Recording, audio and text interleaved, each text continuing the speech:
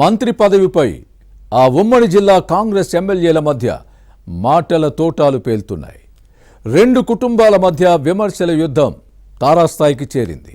పార్టీలు మారినోళ్లకు పదవిచ్చి తన గొంతు కోస్తే సహించేది లేదని ఓ శాసనసభ్యుడి స్ట్రాంగ్ వార్నింగ్ పొలిటికల్గా కలకలం సృష్టించింది. గతిలేక తమకు తాముగా కాంగ్రెస్లోకి రాలేదని, రేవంత్ రెడ్డి ఇంటికి వచ్చి పిలిస్తేనే వచ్చామన్నది మరొకరి వాదన. ఇంతకీ ఇదంతా ఏ జిల్లాలో జరిగింది? రచ్చ రంబోలా చేసిన నేతలెవరు? Was this inside story?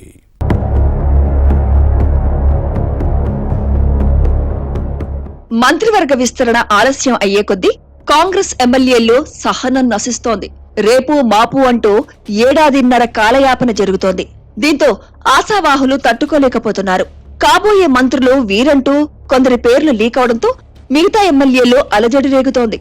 ఈ నేపథ్యంలో మంచిర్యాల ఎమ్మెల్యే ప్రేమ్ సాగర్ రావు మంత్రి పదవి విషయంలో చేసిన కామెంట్స్ పొలిటికల్ గా కాకపుట్టిస్తున్నాయి. కష్టకాలంలో పార్టీని కాపాడిన తరకు మినిస్ట్రీ రాకుండా కుట్రలు చేస్తున్నారన్నది ఈయన వాదన.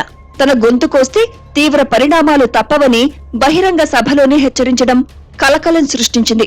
పార్టీలు మారి కాంగ్రెస్ లోకి వచ్చినోళ్లు, ఒకే కుటుంబంలో మూడేసి పదవులు పొందినోళ్లు కేబినెట్ కోసం పోటీ పడుతున్నారని పరోక్షంగా ఎమ్మెల్యే వివేక్ వెంకటస్వామి కుటుంబాన్ని ఉద్దేశించి మంచిర్యాల ఎమ్మెల్యే ప్రేమ్ సాగర్ రావు జై బాపు, జై భీమ్, జై సంవిధాన్ పేరుతో నిర్వహించిన కార్యక్రమంలో చేసిన వ్యాఖ్యలు రాజకీయ రగడకు దారితీస్తున్నాయి.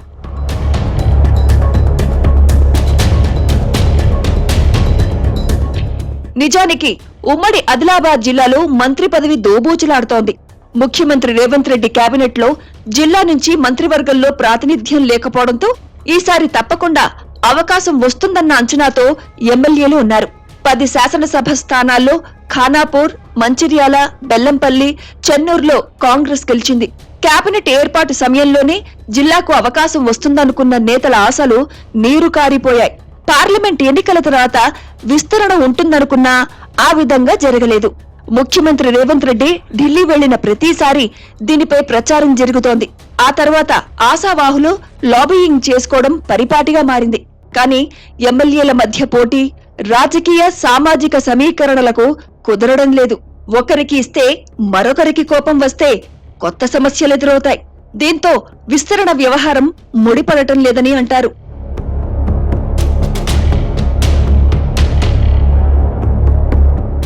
నిజానికి ప్రేమ్ సాగర్ రావు ఉమ్మడి జిల్లాలో సీనియర్ నేత. 2 దశాబ్దాల నుంచి పార్టీలోనే కొనసాగుతున్నారు. పదవులు అనుభవించిన నేతలు పార్టీ వీడినా ఈయన కాంగ్రెస్ సోల్జర్ గానే ఉండిపోయారు. పార్టీ కష్టకాలంలో ఉన్నప్పుడు క్యాడర్ ను కాపాడుకున్నారు. బీఆర్ఎస్ హయాంలో ఒత్తిడి వచ్చినా పార్టీని నిలబెట్టారన్న పేరుంది. హస్తం పార్టీని వీడకపోవడం తనకి కలిసి వస్తుందని మొదట్నుంచి నమ్మకంతో ఉన్నారు ప్రేమ్ సాగర్ రావు. ముఖ్యంగా రేవంత్ రెడ్డి టీపీసీసీ అధ్యక్షుడిగా ఇంద్రవెల్లి వేదికగా నిర్వహించిన ఆదివాసీ, దళిత, గిరిజన సభను సక్సెస్ చేయడంలో ఈయన పాత్ర కీలకం. అలాగే అప్పటి సీఎల్పీ నేతగా మల్లు భట్టి విక్రమార్క పాదయాత్రలోనూ అన్నీ తానే వ్యవహరించారు. ఏఐసీసీ అధ్యక్షుడు మల్లికార్జున్ ఖర్గే మంచిర్యాల బహిరంగ సభను విజయవంతం చేయడంలో ప్రేమ్ సాగర్ రావు కృషి ఉంది. కాంగ్రెస్ అధికారంలోకి వస్తే ప్రేమ్ సాగర్ రావుకు మంత్రి పదవి ఇస్తామని ఖర్గే హామీ ఇచ్చిన విషయాన్ని గుర్తు పెట్టుకోవాలి. డిప్యూటీ సీఎం భట్టి విక్రమార్క, మంత్రి శ్రీధర్ బాబు కూడా ప్రేమ్ సాగర్ రావుకు గట్టి మద్దతుదారుగా ఉన్నారు.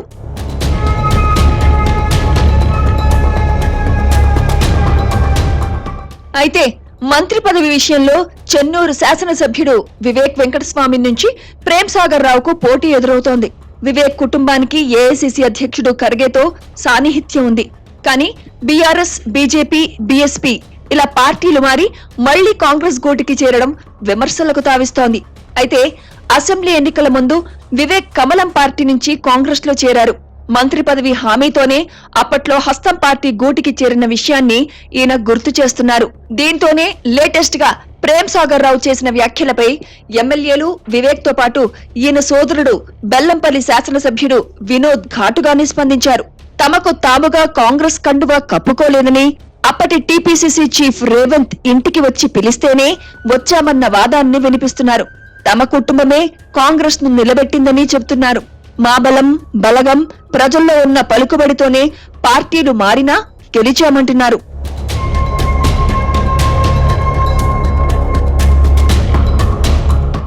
అయితే వివేక్ కుమారుడు వంశీకృష్ణకు పెద్దపల్లి ఎంపీగా అవకాశం ఇచ్చారని, ఒకే కుటుంబానికి ఇంకా ఎన్ని పదవులు ఇస్తారని ప్రేమ్ సాగర్ రావు ప్రశ్నిస్తున్నారు.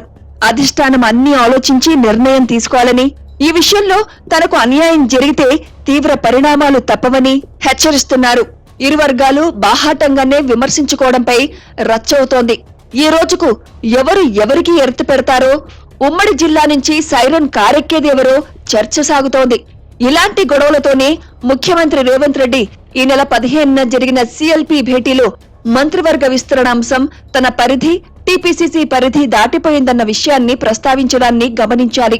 తమ అభిప్రాయాలు పార్టీ పెద్దలకు చెప్పాం. ఎవరికి ఎప్పుడు మంత్రి ఇవ్వాలనే నిర్ణయాన్ని అధిష్టానం ఇప్పటికే రిజర్వ్ చేసి పెట్టిందన్న విషయాన్ని గుర్తుపెట్టుకోవాలి. ఈ విషయంలో ఎవరికైనా భిన్నాభిప్రాయాలుంటే పార్టీ అంతర్గత సమావేశాల్లో చెప్పాలి తప్ప బహిరంగంగా విమర్శించడం ఎవరికి నష్టమనేది ఆలోచించాలని చెప్పడాన్ని గమనించాలి. ఇష్టం వచ్చినట్లు మాట్లాడితే సహించేది లేదని స్ట్రాంగ్ వార్నింగ్ ఇచ్చి అందరూ సంయమనం పాటించాలని సూచించారు రేవంత్ రెడ్డి. మొత్తంగా మంత్రివర్గ విస్తరణపై కాంగ్రెస్ అధిష్టానం ఎంత జాప్యం చేస్తే అంత ఎక్కువ రచ్చయ్యే అవకాశం కనిపిస్తోంది. రాబోయే రోజుల్లో ఏం జరుగుతుందో చూడాలి మరి.